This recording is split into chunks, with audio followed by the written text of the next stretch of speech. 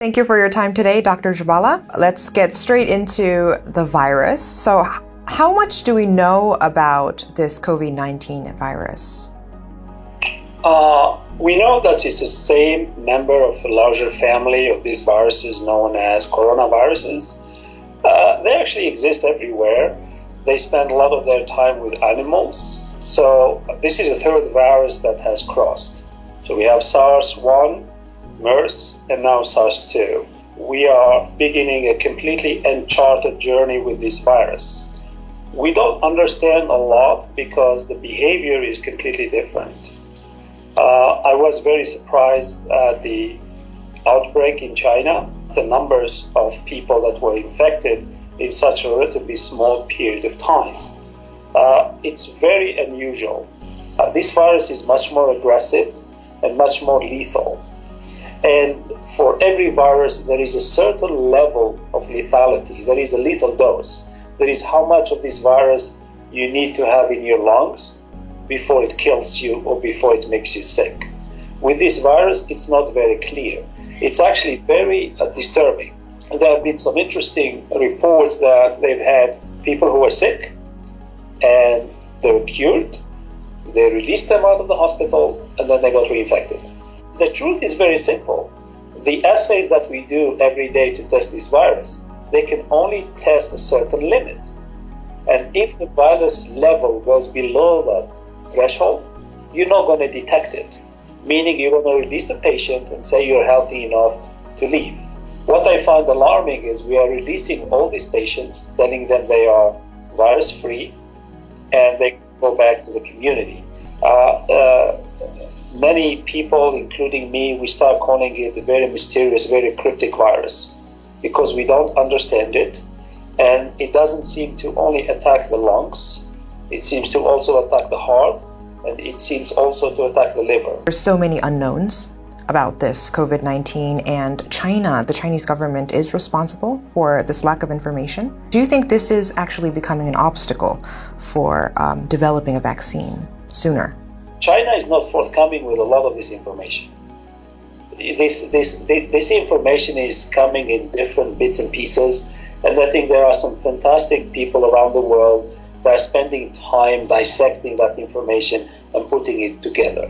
It's not so much for developing a vaccine, but to study the trajectory of where this virus is going.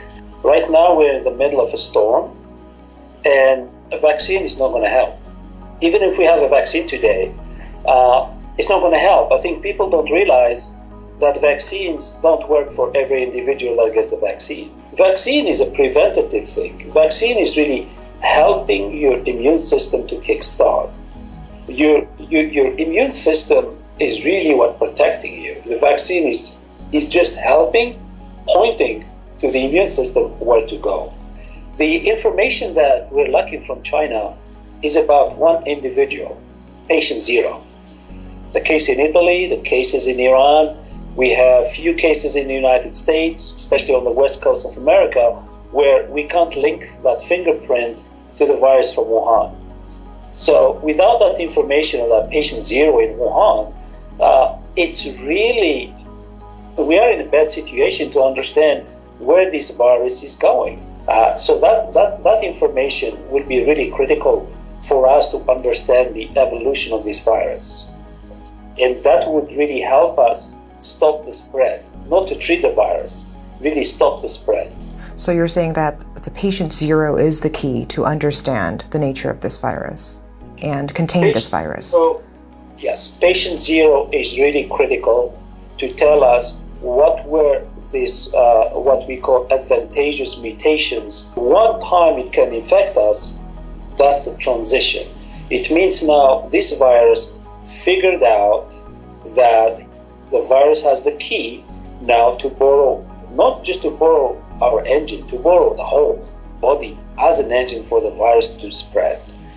The only way to keep it at bay, if you have a very good vaccine that makes antibodies that's going to neutralize the virus and clear it, that's wonderful. But for 20 years, many companies, many researchers have promised us a virus for SARS version 1. And we are in 2020 and this vaccine doesn't exist. Many reasons. One is there is no more threat, so everybody forgets about it. Two, they have tried and they have identified difficulties that these viruses are not amenable to a vaccine.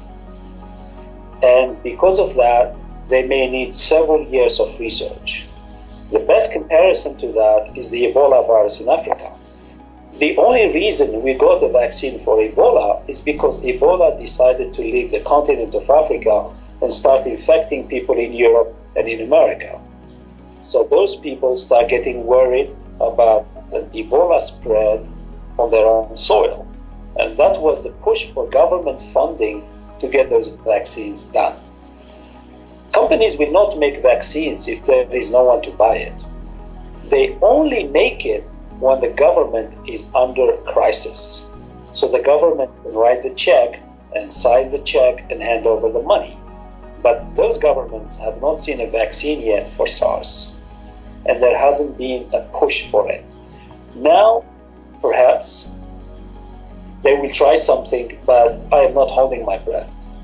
We are seeing a rapid spread of this virus, and the WHO declared that the spread of this virus is a pandemic. Why is this virus traveling so quickly around the world? So this virus is traveling with new friends called bacteria.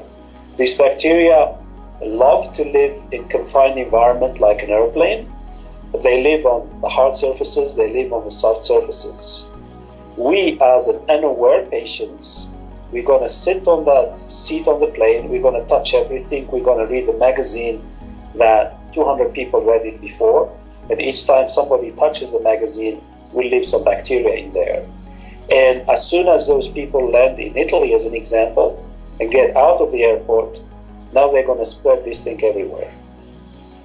But as soon as you get into a patient who are in the higher category of age and have underlying diseases, you start the factory. But the virus that woke up in Italy is much more aggressive than the one who left the plane from China. Mutations. And now it's much more aggressive that what's going on in Italy today, we can plot it on an exponential curve. It's scary.